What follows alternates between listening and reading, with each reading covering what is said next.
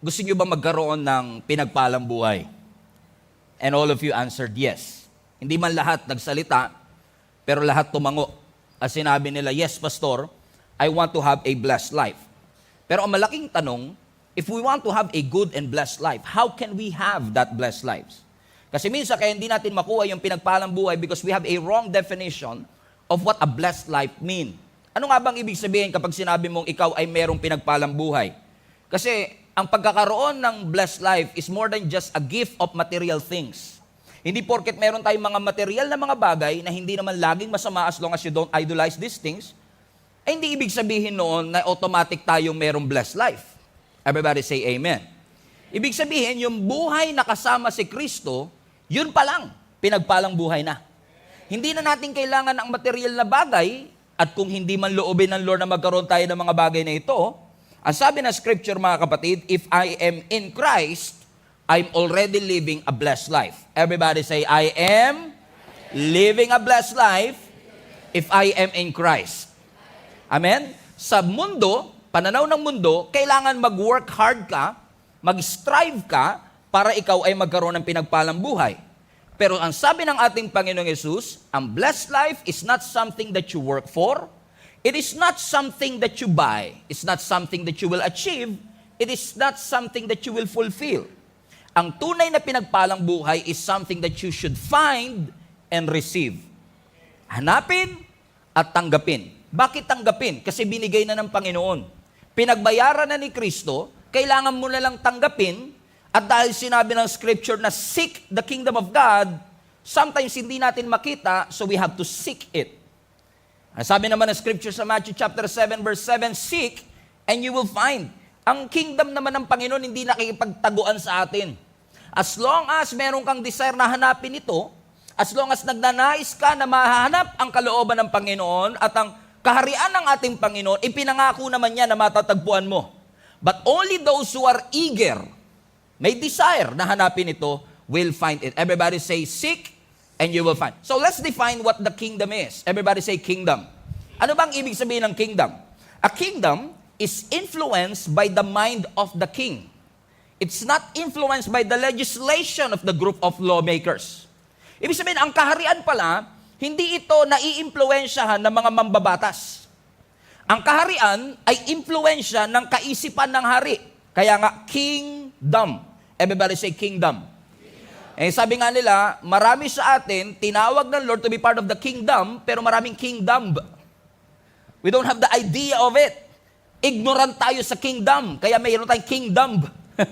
Amen? Ano ba ang ibig sabihin ng kingdom? Ito, ang kingdom ay territory na influence ng kaisipan ng hari, kaya nga kingdom. Ibig sabihin, king and domain, territory. So kapag yung hari ay may territory, yung teritoryo niya na yon, ang tawag ay kingdom. At yung pamamahala dun sa kingdom, hindi na i-impluensyahan ng mga mambabatas, senador o congressman. Sino ang nakakapag-impluensya? Come on now. Yung isip ng hari. Ibig sabihin, yung kingdom, kung ano man ang kalooban ng hari, yun ang naki-carried out. Okay. Sa democratic government katulad natin, tao ang nasusunod. Sa kingdom mindset, king ang nasusunod. Comprende? Ang ating government official, hinahalal ng tao. Sa kingdom, yung hari, once siya'y ipinanganak, yung kanyang pinagpanganakan, yun ang kanyang territory. So kung ano man ang gusto niyang mangyari dun sa kanyang territory, hindi ito nai-influensya ng mga taong nakapaligid sa kanya, kundi ito'y nai-influensya ng kaisipan at nature ng mismong hari. So kung ano ang kanyang nature, kung ano ang kanyang ugali, yun ang magiging pamamalakad sa buong kaharian. Ibig sabihin, yung hari ang pinaka-importanting tao sa kingdom. Ang sabi nga ng the great Miles Monroe, the will, the intent, and the purpose of the king is the most important aspect in the kingdom of God. Ano ang kanyang kalooban? Ano ang kanyang intensyon? Ano ang kanyang purpose? Yun ang nagmamanifest sa kingdom. Now, tinawag tayo ng Lord to be part of the kingdom. Kingdom of God. Everybody say kingdom of God. So ano ibig sabihin kapag sinabi mong you are part of the kingdom of God? Na kung babasahin niyo po ang Biblia, especially in the New Testament when Jesus came, Ang definition ng Biblia, mga kapatid, is that the kingdom is the rule of Christ in the hearts of the believer. Ibig sabihin, if you are part of the kingdom, the will of the king, the intent of the king, and the purpose of the king should manifest in every believers. Kung ikaw ay nananampalataya kay Jesus, kalooban niya dapat ang nasusunod, intensyon niya dapat ang nasusunod, at layunin niya ang ating nilalakaran. Kaya nga sabi ni Jesus Christ sa Matthew chapter 6, kung kayo ay mananalangin, manalangin kayo ng ganito. Everybody, Our Father, who art in heaven, hallowed be thy name, your kingdom come, and your will be done on earth as it is in heaven. Meaning, if we are part of that kingdom, yung kalooban ng hari doon sa langit ay mangyari dito sa lupa. Let me repeat. Sa democratic type of government, yung kalooban ng tao ang nasusunod. Sa kingdom, yung kalooban ng hari ang nasusunod. Siguro yun ang reason kung bakit maraming mga Christians hirap mag-submit sa king kasi nasanay sila nasusunod. Kapag hindi nila gusto ang pamamalakad ng gobyerno, people power tayo. Magwelga tayo, magprotesta tayo, at yung gobyerno susunod sa kagustuhan ng tao. Pero sa kingdom, hindi pwede yon. Sa kingdom, kahit hindi mo gusto, pero gusto ng hari, siya ang masusunod. And yun ang reason kung bakit maraming Christians hirap sumunod sa Panginoon. Alam niyo kung bakit? Kasi yes, yung ating espiritu, kumilala kay Lord, kasi alam niyo naman, no, yung ating kabuuan, yung wholeness natin ay body, soul, and spirit. Amen? Nung tinanggap mo si Jesus Christ, yung spirito mo sumunod kay Lord. Yung spirit mo na born again. Pero minsan yung soul, hindi sumusunod agad. Ano ba yung soul natin yan? Yung mind natin, yung heart natin. Kaya napapansin nyo, gusto ng spirito, ayaw ng puso. Hindi nyo ako maintindihan. Yung spirito mo, gustong-gusto magsimba kanina. Pero yung katawan mo, ayaw, gusto maiwan. Nagtatalo ngayon yung spirit at yung body. Nagtatalo minsan yung puso mo kasi gustong-gusto mo yung lalaking ito, pero yung spirito mo sinasabi, mali yan. Kasi yung spirito mo matagal lang born again, pero yung soul mo ayaw agad sumunod. Hindi nyo ako maintindihan pa rin? Amen? Yung espiritu mo sabi, wag mong kainin yung cake na yan. Pero ang sabi ng emosyon at puso mo, favorite mo yan. Amen? So hindi, nagkakaroon ng pagtatalo kasi nga, yung intent ng Diyos at yung intent natin, hindi minsan magkasundo. Pero sino ba ang masusunod pag nasa kingdom ka? Si Lord. Ibig sabihin yung kanyang kalooban, yun ang masusunod. Yun ang dilema natin, ano? Kasi minsan, nire-recognize natin si Jesus bilang king, pero siya nga ba'y talagang hari sa ating buhay? O ikaw talaga ang nakaupo sa trono ng iyong puso? Kasi hanggat hindi ka umaalis sa trono ng iyong puso at inaalaw na ang Diyos ang mamahala at maging presidente at maging hari ng iyong buhay, your life will never be changed. Sabi mo sa katabi mo, we are part of the kingdom. Amen? So ang dilema natin mga Kristiyano is this, no? Ang sabi natin last Sunday, ang kingdom ni Lord hindi katulad ng kingdom ng mundo na visible. Ang kingdom ni Lord, invisible. Ibig sabihin ng invisible, hindi siya wala siyang palasyo rito, pero ang sabi ng scripture, repent for the kingdom of God is at hand. Sa ibang translation, the kingdom of God has arrived. Dumating na yung kingdom ng ating Panginoon. So ibig sabihin yung invisible kingdom, the moment na dumating si Jesus Christ is here already. Ang problema, invisible. Amen? So alam natin mga kapatid na God's kingdom is not of this world. Dumating dito but not of this world. Komprende mga kapatid? On the other hand, sabi ng Panginoon, hindi siya nandito, pero kailangan yung dalin dito ang kanyang kaharian. Parang gulo, no? Hindi siya nandito, pero kailangan mong dalin dito. Contradiction ba yan, Pastor? No. It's not a contradiction kasi ang kingdom ni Lord can be both here and there, then and now. Everybody say here and there. Then and now. Ibig sabihin, ang kingdom ni Lord, is not part of this world, but we can bring the kingdom of this world here and share the kingdom and advance God's kingdom here on earth. Hindi mo siya nakikita, but it doesn't mean hindi siya pwedeng mag-manifest. Kaya ang sabi ng Luke chapter 17 verse 20 to 21, now, when he asked by the Pharisees when the kingdom of God would come, nung tinanong siya ng mga Pharisees, si Jesus Christ, kailan ba darating yung sinasabi mong kaharian? Wala naman ako nakitang chariots, wala naman ako nakitang throne, wala naman ako nakitang palasyo. Anong sabi ni Jesus Christ? He answered them and said, the kingdom of God does not come with observation, meaning you cannot see it. nor will they say, see here or see there, for indeed, the kingdom of God is where? Within you. Ibig sabihin, it's in our hearts. Yung paghahari ng Panginoon, wala siyang palasyo, wala siyang chariots, pero yung kanyang paghahari nasa puso ng lahat ng nananampalataya sa kanya. Yun lang. Nung nanampalataya ka, ang problema, hindi lahat ng kabuuan ng pagkakatao mo sumunod agad. Nung hindi mo pa kilala si Jesus, marami kang bisyo. Nung nakilala mo si Jesus, hindi automatic na kinabukasan nawawala yung bisyo ng iba. Yung iba, instant. And thank God for that. Pero may mga taong progressive yung kanilang pagbabago. May mga instant na pagbabago, may mga progressive na pagbabago. Eh talagang miraculously, may mga kilala naman ako, the moment tinanggap nila si Jesus Christ, lahat ng panlasa nila sa bisyo, tinanggal ni Lord. And when I say bisyo, nasanay lang tayo na alak at sigarilyo, napakarami pong bisyo sa buhay. Yung panonood ng Netflix ng buong 24 hours, bisyo yun. Amen? Maraming mga tao ngayon, walang vision, pero may bisyo. YWAB, youth with a bisyo. Amen? So ano sinasabi ng scripture, mga kapatid? No? Lahat tayo, kung milala kay Jesus Christ, and we're supposed to be part of God's kingdom, at dapat ang nasusunod will, intent, and purpose ng King. However, that's not the case all the time. Kaya nung dumating si Jesus Christ, di ba, ang sabi niya kagad, ang pinakaunang message niya, repent. Alam niyo ibig sabihin ng repent? In the Greek, ang ibig sabihin ng repent, metanaus. Ibig sabihin, change of mind. So sinasabi ng Panginoon, alam kong nasanay kayo sa ganitong gawi. Alam ko nasanay kayo sa democratic kind of government, but repent! Change the way you think, for the kingdom is here. Yung kingdom dumating na. So ibig sabihin, we must go back to what we think we know. Alam niyo yung may mga pagkakataon sa buhay natin, akala natin, alam na natin? Huwag niyo sabihin hindi nangyayari sa inyo because it happens to me all the time. Eh kung mapapansin niyo, karamihan ng mga preaching na tinuturo ko dito, mga familiar passages of the scripture ang madalas kong pinagtutuunan ng pansin. Alam niyo kung bakit? Because you already know it.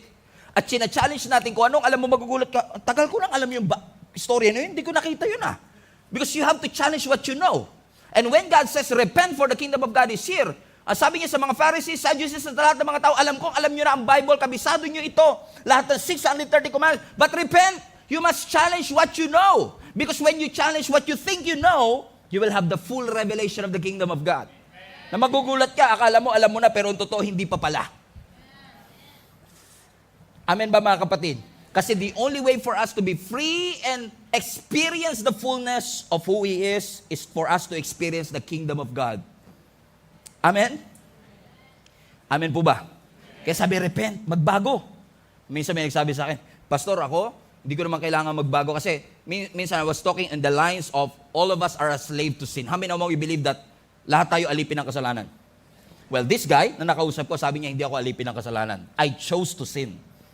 Sabi niya, pinili ko magkasala. Hindi ako nagkakasala dahil alipin ako ng kasalanan. I chose to sin. Sabi ko sa kanya, kung talagang pinipili mo ang pagiging makasalanan at sinasabi mo talagang hindi ka alipin ng kasalanan, edi hinto mo. Ba't di mo kaya ihinto? Kasi alipin ka eh. Correct? Kasi kung talagang hindi tayo alipin ng kasalanan, madali lang dapat ihinto. After all, tayo naman pala nasusunod. Pero we have to admit to ourselves, hindi tayo mababago hanggat hindi natin inaamin, alipin tayo ng kasalanan. Pero si Jesus pumunta rito, hindi para pukpukin pa tayong lalo, kundi tubusin tayo sa ating pagkakasala. And the only way for us to be free is to experience and receive the grace of God in our lives so that the kingdom of God will manifest through us. Sabi ng Matthew chapter 3 verse 2, Amplified Version, repent. Ano ibig sabihin na repent? Change your inner self, your old way of thinking, regret past sins, live your life in a way that proves repentance, seek God's purpose for your life. Yun ang ibig sabihin. When you seek, when you repent, hanapin mo ang kalooban ng Panginoon for the kingdom of heaven is here. Amen. Wala masyadong amen, ano? Masyado pa maaga para dyan, Pastor. Sana pala sa alas 3 mo na lang sinabi yan. Alam niyo kung bakit? Let me just say this to you. Lalo sa mga Christian na matagal na. The kingdom of God is not the religion. Kasi yung kingdom of God, pinalitan natin ng relihiyon. Nakakala natin, porke tayo nagsisimba every Sunday, na tayo ay pumupunta sa church every Sunday, kumakanta ng 4 na kanta every Sunday, nagtataas ng ating kamay, akala natin we are walking in the kingdom of God. That's religion, not the kingdom. So most of us are operating in religion, pero ang sabi ng Panginoon, we must operate in God's kingdom. No wonder, marami po sa atin, we've been in a ministry, we've been a Christian for so many years, and yet we cannot see evidence of transformation in our lives. I'm not here to judge anyone. I'm just trying to teach you the way out of it. Kasi lahat tayo gusto, ayaw nyo masayang yung every Sunday na pagpunta natin sa church, don't we? Gusto natin matransform ang ating buhay. Gusto natin magkaroon ng pagbabago. And the solution is for us to be part of His kingdom. As sa kingdom ng Lord, ang absolute authority nasa King. Hindi sa atin. And unless ibigay natin yung full authority sa Panginoon, na sabihin natin, Lord, lahat ng aking desire, lahat ng aking kagustuhan, ay ipinagkakatiwala ko sa kagustuhan mo kasi naniniwala kong yung gusto mo ay mas okay kaysa sa gusto ko, then we operate in the kingdom of God. Ang sabi ko nga dito, kingdom living is living a life under the authority of the King. Pag sinabi natin we are living in the kingdom of God, ang tunay na kingdom living, nabubuhay ka under sa authority ng hari. Hindi sa authority ng kagustuhan natin, hindi sa authority ng feelings natin, hindi sa authority ng ating addictions, kundi sa authority ng hari mismo na tumawag sa atin to be part of His kingdom, and that is the kingdom of God.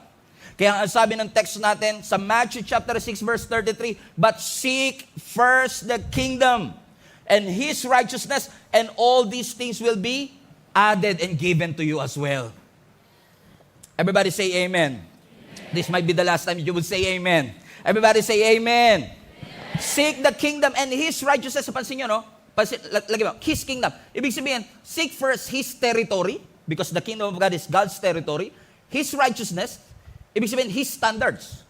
So we seek His territory and His standards, and all these things will be given to you. Binasa na natin kanina. Alam natin ang context nito. Yung sinasabi ng Panginoon na all these things will be given to you, ito yung ating food, clothing, and shelter. Lahat ng inaalala mo sa buhay, lahat ng pangangailangan mo. Kasi mahirap naman talagang hindi mag-alala pag kailangan mo. Sino ba rito hindi mag-aalala pag wala ka talaga masuot? Come on, sino ba sa inyo hindi mag-aalala pag wala talaga tayong makain? Ganyan po ba gusto nyo? Hindi, titigan lang tayo, ganun. I mean, lahat tayo nag-aalala, correct? Pero sabi ng Panginoon, ba't mo inaalala yan? Kaya nga sabi ko last Sunday, counterintuitive kingdom. Nasanay tayo na inuuna nating alalahanin ang lahat ng ito. Lord, ibigay mo lahat ng ito, pupurihin kita. Ang sabi naman ng Panginoon, hanapin mo muna ako. And all these things will be added unto you. Amen?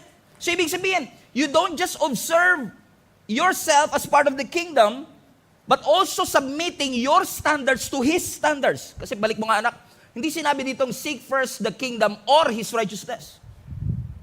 Sabi end. Ibig sabihin you have to find both. The territory of God, the kingdom, the domain of God, but at the same time, His righteousness. Yung kanyang standards. That's why we study the Word of God to know God's standards. And after that, all these things will be what? Will be added unto you. Now, I want to emphasize something. Everybody say kingdom. Balik mo na. But seek first His kingdom. Napasin nyo, singular. Hindi sinabing kingdoms. Kundi sabi ng scripture, seek first the kingdom of God. Parang galing ko sa English, no? Just a few of my observation. Nang sabi ng scripture, seek the kingdom. So ibig sabihin, kung siya ay kingdom, singular siya, ibig sabihin walang second sa list.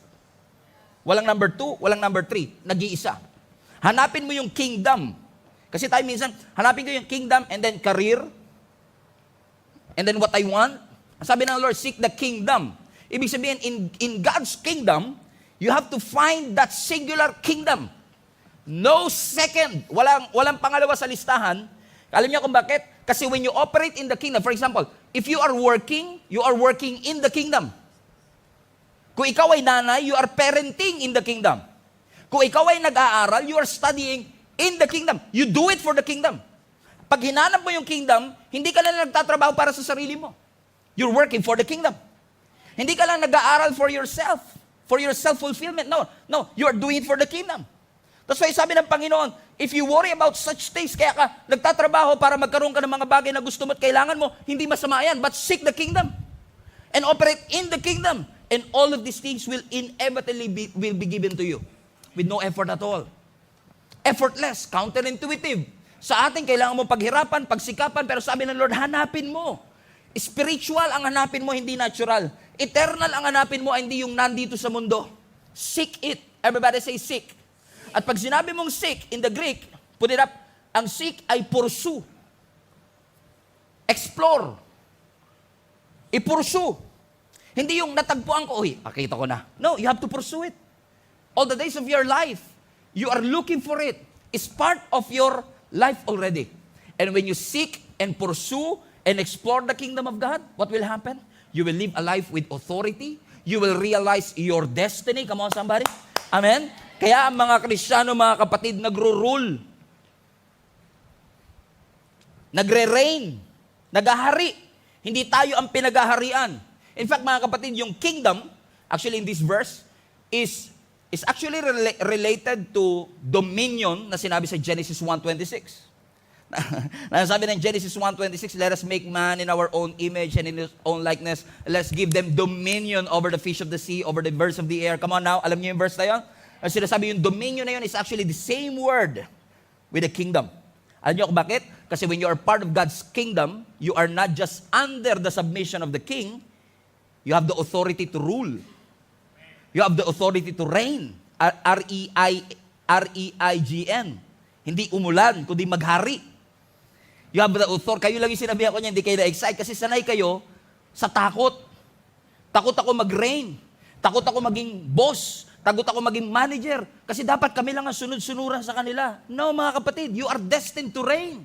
You are destined to rule. Amen. Kaya nga dito sa church, napansin nyo mga kapatid, lagi namin paulit-ulit sinasabi, you have to grow, you have to mature, you have to blossom in your faith. That's your destiny. The design is very dominion. Dominion. Amen. Kingdom. We have to dominate. And dominion. Ibig sabihin, Pastor, kung ako ay dinestiny ng Panginoon na mag-dominate, may lugar ba ako sa mundo? Yes. Hindi ka dinestiny ng Panginoon na maging sunod-sunuran lang habang buhay. After all, i-correlate natin sa Old Testament. After all, sabi ng Bible, you are called to be the head and not the tail, above and not beneath. What does it mean? You are meant to rule. You are meant to dominate. Wag natin sabihin, yung entertainment industry para lang sa mga magaganda yan. You are destined for entertainment industry also.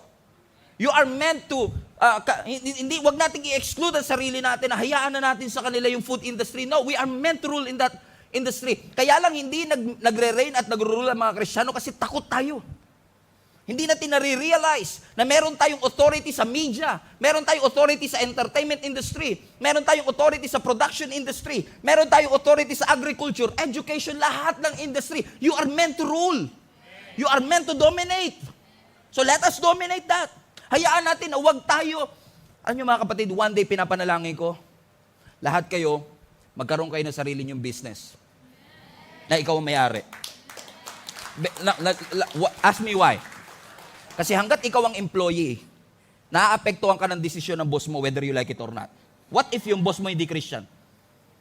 Kung sabihin niya lang na pumasok ka ng linggo, wala kang magagawa eh. So, ngayon, sumusunod tayo kasi wala tayo sa ruling position. That's not the head. We are the tail. Now, I'm not saying, hindi natin hinuhusgahan kasi lahat tayo dadaan doon. Wala naman naging boss automatic. Amen? Kaya nga sabi ng Panginoon, you want to be first, be the last. Pinagpe-pray ko one day. Lahat kayo magkakaroon ng sariling bahay. Totoo yan, pinagpe-pray ko lagi. Alam niyo kung bakit? Kasi yung desisyon ng may-ari ng bahay ninyo makaka-apekto sa iyo. Pag ayaw ka ng petirahin, wala kang choice. That's not a life that reigns and dominates and rule. That's not what God intended for us to do. At some point in our life, mangungupahan ka. Posible. At some point in your life, magiging empleyado tayo. Posible. But always remember, that's not just your destiny. It may be part of your destiny, but that's not your destiny. If you will walk in the kingdom of God, meron kang capacity and ability to rule because you have the authority. Tingnan nyo, konti lang hindi sila makapaniwala. Pastor, okay na ako na sumusunod lang. Okay na po ako, Pastor, na ako. Ano yung gustuhin nila? Sunod lang po ako. Ano mga kapatid, hindi lang ako nakakuha ng video. No? I was watching a video about this, yung mga langgam, meron silang tinatawag na death spiral. Merong part na magugulat ka na lang, yung mga langgam sa bahay mo, paikot-ikot lang sila, wala silang ginagawa. Alam niyo ba mga kapatid, ang tawag ng death spiral? Kasi yung leader nila, nawala na, hindi na nakasunod, kaya sunuran na lang sila ng sunuran sa isa't isa, kasi nga wala silang mata, no? So, sinusundan lang nila yung scent ng isa't isa, wala silang kamalay-malay, wala na silang pinatutunguhan. Umaandar sila, pero they are moving around, but they are not progressing. At hindi nila mamalayan, kakasunod nila ng kakasunod, namamatay sila in exhaustion. Sa sobrang pagkapagod, namamatay sila. Pagka nakakita kayo ng death spiral, yun na yung kamatayan nila. And they don't even know it. Alam niyo kung ba't sila namatay? Akala nila yun na yung kanilang destiny. Sunod lang sila ng sunod. And unfortunately, there are many dreams, many destiny na namatay na. Kasi akala natin hanggang sunod lang tayo. Kung ano uso, susunod tayo. Meron kang authority na magpauso rin. Amen? So hindi porkit lahat sila naka-skinny jeans, hindi ka na pwede magsuot ng belly bottom. Amen? Why? You have the authority to rule. You have the power and the authority. Kaya hindi tayo makapenetrate at makapag-dominate kasi maraming Christians ang takot. Akala natin wala tayong lugar sa agriculture industry. Akala natin wala tayong lugar sa petroleum industry. Meron kang lugar doon. Inilaan na ng Panginoon yung lugar mo. Meron lang nakapwesto ngayon kasi takot ka. Pero kung idodominate mo yan, kapatid, you have that capacity. You have the power. Ano sabi ng Panginoong Yesus? We have the power and the authority to trample on snakes and scorpions. Everybody say power. Mukhang gagawin kong series to, mga 8 linggo pa. Di pa kayo makapaniwala eh. Okay? You have the power and the authority. Everybody say power. Now, there is a difference between power and authority. Yung power, that's your ability to do it. Okay? May power ka, nagagawa mo. Pero yung authority has something to do with permission. Kaya mo nagagawa kasi may permission. May authority ka. Kaya may power of attorney. Ibig sabihin, wala ka doon, pero dahil may letter ka, meron kang authority to sign, to receive, to... Gets niya mga kapatid? Ang sabi ng scripture, you have the power and the authority. So, ibig sabihin, hindi ka lang merong kapasidad. Meron kang permission mula sa hari na gawin ito. So, kahit kasi may permission ka, pero wala kang power, wala rin. Pero kahit may power ka, pero wala kang permission, wala din. And sabi ng scripture, you have the power and the authority to receive and to claim what is ours, what is yours. So, ibig sabihin, when I say, I pray in Jesus' name, na yung blessing ng Lord sa buhay mo, inintend niyang matanggap mo, matatanggap mo. At sinabi mo, I receive it. Amen. You have the power and the authority to receive and experience what God has bled and died for at the cross. So, when you say, I receive, when you say amen, sino sa inyo naniniwala lahat ng pagpapala na gustong ibigay ng Panginoon sa inyo, matatanggap ninyo? That one. Yung sinabi mo amen. It's not just your faith talking. It's not just your mouth talking. It's your faith talking. Na sinasabi mo, yes Lord, I receive. And sabi ng Panginoon, you have the power and the authority to receive it. Amen? So, ibig sabihin, pwede mong sabihin, pwede mong i-claim kasi pinagbayaran na ng Panginoon doon sa krus ng Kalbaryo. Now, the question is this, what are those things that you want to manifest in your life? Hindi ako naniniwala lang manifesting. Hindi ko pwede mag-manifest so wala kang ginagawa. Ang tunay na pananampalataya is not just believing. Faith is more than just believing. Faith is walking out what you believe. Yun ang tunay na faith. Nilalakaran mo yung pinapaniwalaan mo. Naniniwala ka ba that you have the dominion? That you have the authority. Unless you walk it out, hindi mo mararanasan. Kaya nga sabi ng scripture, live by faith, act by faith, and walk by faith. Huwag kang mag-settle na talaga. Walk by faith lang tayo. Walk by faith dapat. You should walk by faith sa pananampalataya kasi walang imposible sa Diyos. Amen.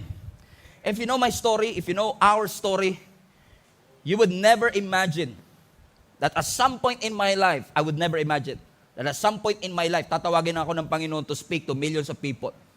I've never imagined that. Ano kung sasabihin, kakausapin ko yung 16-year-old Stephen na inassign ni Ate Weng one day na mag-speak sa aming worship team na nanginginig yung kamay ko habang nagpipreach. Binigyan niya ako ng 15 minutes to speak pero 5 minutes lang, wala na ako masabi. Hindi ako maniniwala na at some point magsasalita ako into millions of people. Alam niyo kung bakit? Because I didn't know that the kingdom of God is already within me. Ibig sabihin, the power and the dominion is already within me. I already have the power, I already have the authority, pinaniwalaan ko naman, pero hindi ko nilakaran. So unless you walk it out, you won't experience the power and the authority. Amen? Because whether you like it or not, mga kapatid, every single day na tayo ay nabubuhay, merong nangyayaring spiritual formation. Spiritual. Internally and externally, you're being shaped all the time. Yung kinakain mo, it is shaping you. Yung pagtulog mo, it is shaping you. Externally. So kapag healthy ang kinakain, nagiging maganda raw ang balat. So ibig sabihin, what you eat, shaped you. How you sleep, shaped you. What you put on your body, when you exercise or not, it's your choice. But whether you exercise or not, it is shaping you externally. You eat pork or you eat healthy foods. Come on now. Pastor, pag-usapang kingdom lang. Huwag isama yung mga baboy, ganyan, cake, mga... Kingdom pinag-uusapan eh. Okay na ako sa kingdom eh. Amen? But the point is this, no? Hindi naman tayo perfect sa lahat ng bagay na ito, no? Meron siguro kasi marami akong kilala dito, mga martial artists talaga, mga sikat sa UFC, talagang they watch what they eat. May mga member tayong ganyan, mga celebrity na nag-a-attend sa church na, talaga they watch what they eat, no? Pero ang point lang is, ano man ang kainin natin, whether healthy or unhealthy, it is shaping us externally. But we are also being shaped internally. What you feel, what you think. Kung takot ka o in love ka, it is shaping you from the inside. So ibig sabihin, merong 24 hours, 7 days a week na spiritual formation na nangyayari sa atin externally and internally. So it's based on the choices that we make. Either you will work hard or you're hardly working.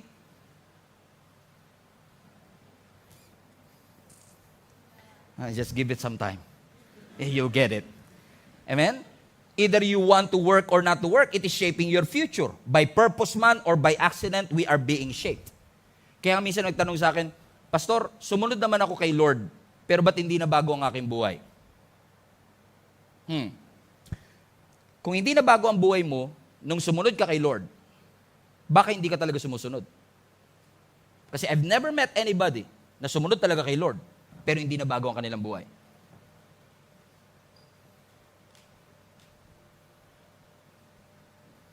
Sabi siguro ng global family, sobrang tahimik, no? Opo. Hindi po kayo nagkakamali. Eh di ba, Pastor, Jesus already bled and died for at the cross for us? Yes. Jesus already redeemed at the tree what happened in the first tree. In Genesis. Niredeem niya tayong lahat. You have the power and the authority, yes. But the problem is this, we are not walking in it. We are prioritizing what we think we need rather than what we actually need in the kingdom of God. Yun ang problema. We are having a problem prioritizing what is really necessary. And I understand, ang transition hindi automatic yan. Tinanggap mo kay Lord, transition, bago na kagad ang buhay natin. No, it's a process. Ang tunay na pagbabago po ng ating buhay, proseso po siya. Wala pong automatic, perfect na kagad.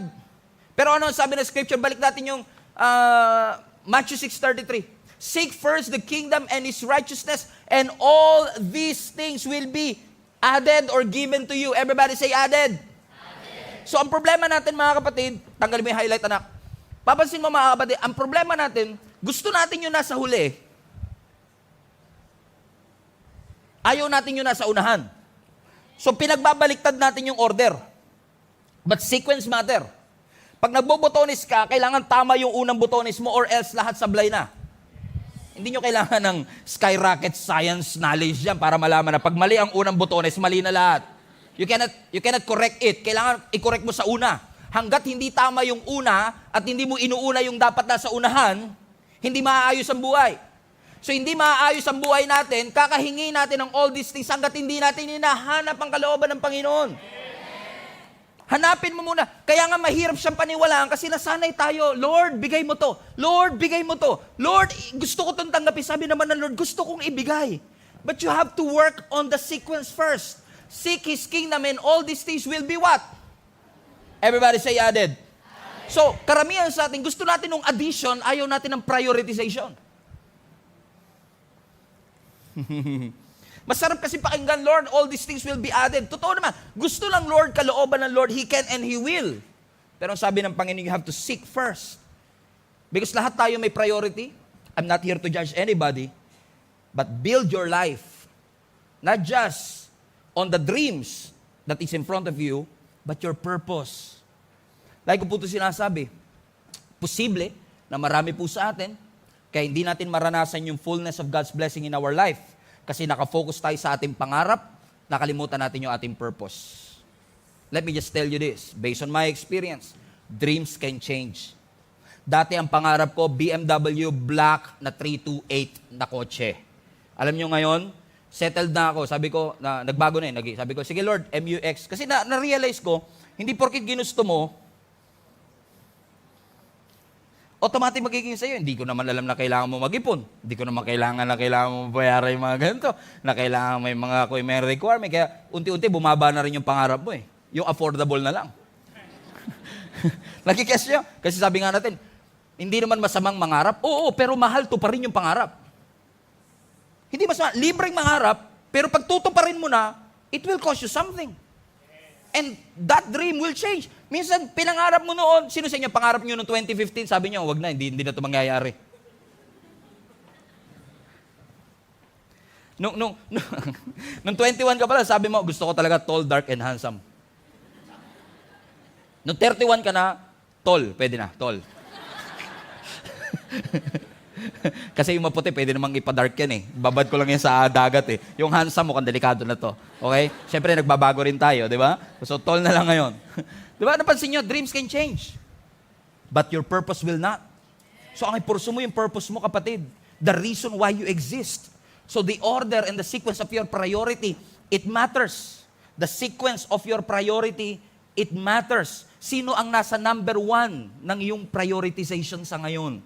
Ang number 1 po ba ay yung karir mo? Ang number 1 po ba yung family natin? Ang sabi ng Panginoon, seek first the kingdom of God and His righteousness. Ibig sabihin, the first must be the beginning. Amen? So if you want your situation to change, you have to change your priorities. Change your priority and it will change your situation. Minsan, nananalangin tayo sa Panginoon, Lord, ibigay mo to. Lord, gawin mo to. Pero hindi kayang ayusin ng prayer ang priority issue.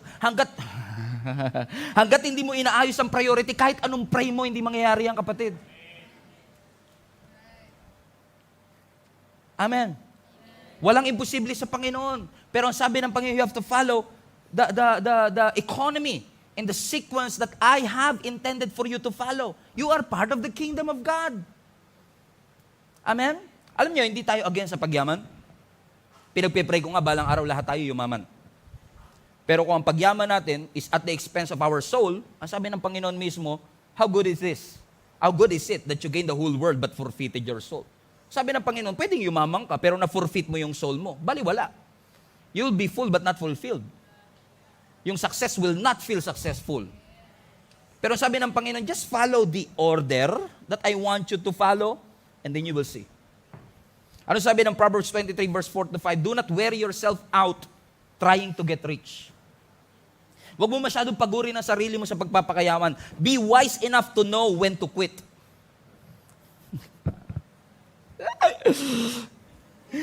Verse 5, in the blink of an eye, wealth disappears. For it will sprout wings and fly away like an eagle. Napansin niyo ba ganun? O, totoo, no?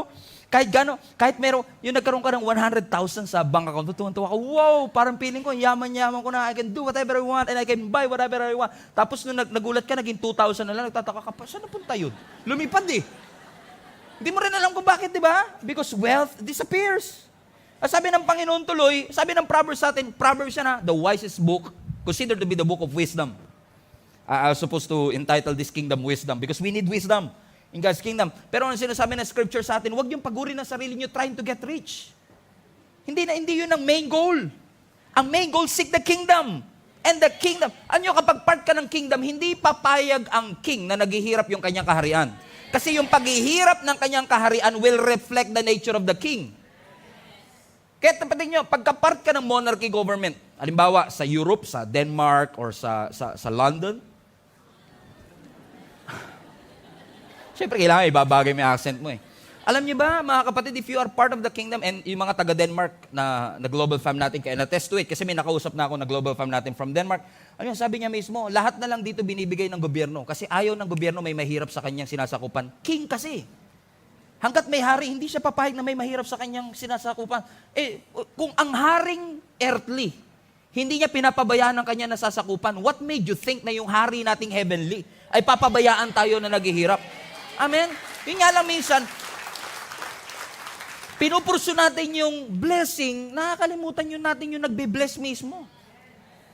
In our pursuit for God's blessing, nakalimutan natin yung kingdom. Lilipad dyan. Fly high, butterfly. Hebrews 13:5. Hebrews 13:5. Your way of life should be free from the love of money, and you should be content with what you have. Iba yung satisfied sa content, ha? Okay? Hindi naman porke, 5 piso lang laman na sabi ng Bible, be content. Hindi yun. You work hard, pero anumang ipagkaloob sa iyo, be content. Hindi sinasabing huwag ka na magtrabaho at makontento ka na lang sa bagay na meron ka. Hindi sinabing masatisfy ka, kasi sabi maging kontento ka. After all, He has said, tignan niyo to, I will never leave you, that's your King. And I will never abandon you. Nabasa niyo pa ba yung binasa ko, mga kapatid?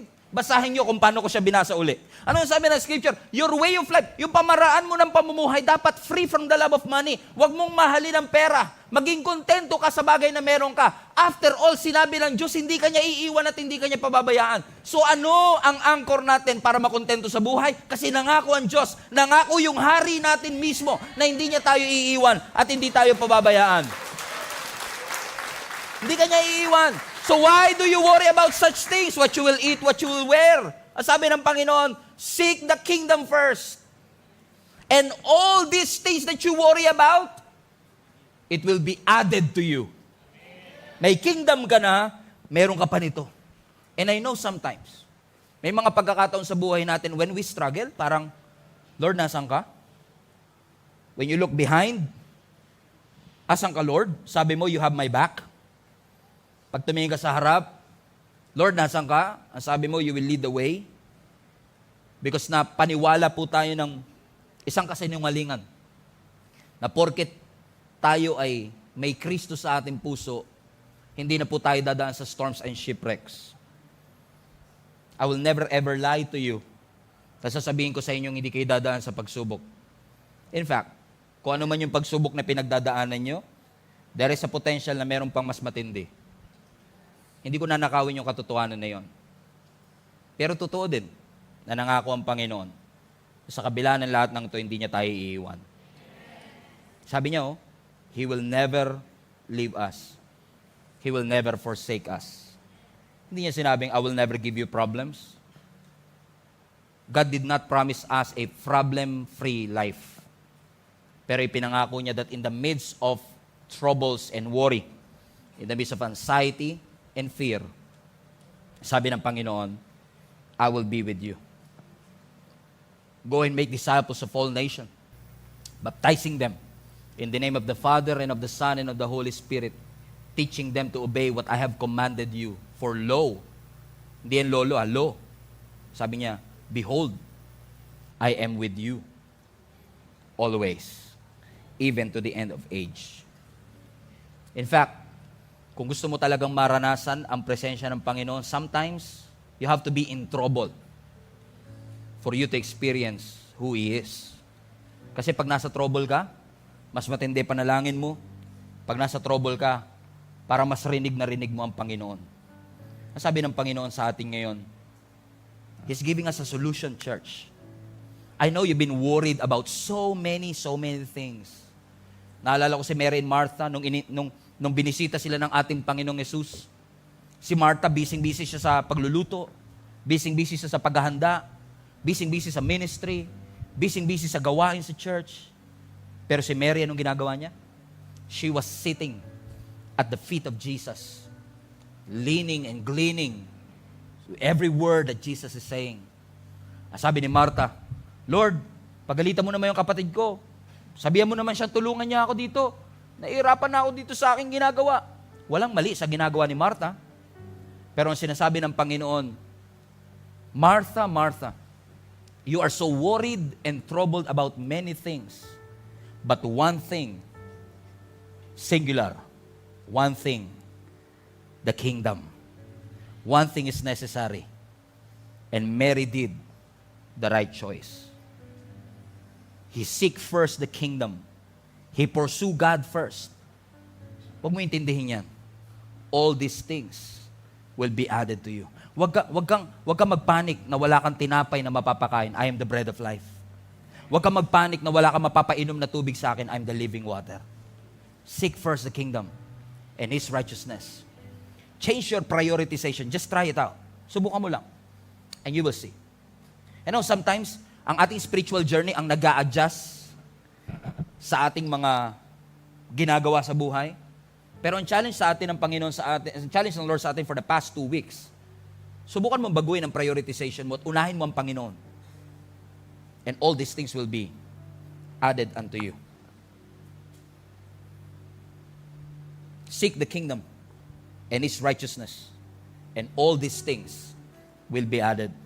Ang sabi nga ng Psalms 34, the righteous person faces many trouble, but the Lord comes to the rescue each time. Kapag pinangkukuhan ka ng Panginoon, get ready to be in trouble. You will be in trouble. Nangako ang Panginoon, all these things will be added unto us. So obviously, we will be in trouble. Pero ang pananampalataya mo ba ay nasa Panginoon? Meron po ba sa puso mong puwang ang Panginoon sabihin, Lord, alam ko hindi ako sure sa future ng aking kamag-anak, hindi ako sure sa future ng aking karir, ng aking buhay. Pero sabi mo, when I seek you first, when I seek the kingdom first, hindi religion kundi yung kingdom, all these things will be added unto me. Would you do it, Lord? By faith? Would you do it, Lord? Ang sabi ng Lord, when you pray like this, give us this day our daily bread and forgive us our sins. What God is saying, I am the bread of life and I can supply your needs daily. Why are you worrying? Why do you worry? Why are you anxious about such things? Everybody say daily bread. And for many years, I thought, yung sinasabi ng Lord, give us this day our daily bread, He's talking about food. No, He's talking about your faith. Do you believe that God will supply every day all your needs when you pursue the kingdom of God? Walang magagawa ang pag-aalala, pero ang pagtitiwala may magagawa. May magagawa ang pagtitiwala natin sa Panginoon. Lagay nyo nga sa chat, walang magagawa ang pag-aalala. Sabi niya, walang magagawa ang pag-aalala, pero ang pagtitiwala ay mayroong magagawa. Pagtitiwala that He is your refuge and your strength, the very present help in times of your trouble. Pagtitiwala that when you put your confidence in Him, He will direct your paths straight. Pagtitiwala na ang Diyos natin ay hindi tayo iiwan, hindi tayo pababayaan, na Siya'y nakakarinig ng ating mga panalangin at nakikita niya ang ating sitwasyon. Pananampalataya na hindi ako iiwan ng Diyos ano man ang mangyari. So Lord, anumang bagay na inaalala ko ngayon, bigyan mo ako ng tapang na iwanan muna ang lahat ng bagay na ito, ipursu ko ang iyong kaharian at sabi mo, with faith, naniniwala kong all these things will be added unto me. May I have that kingdom priority in my life. That I don't just prioritize what I want, kundi I prioritize what you want in my life. Every head bow, every eye closed.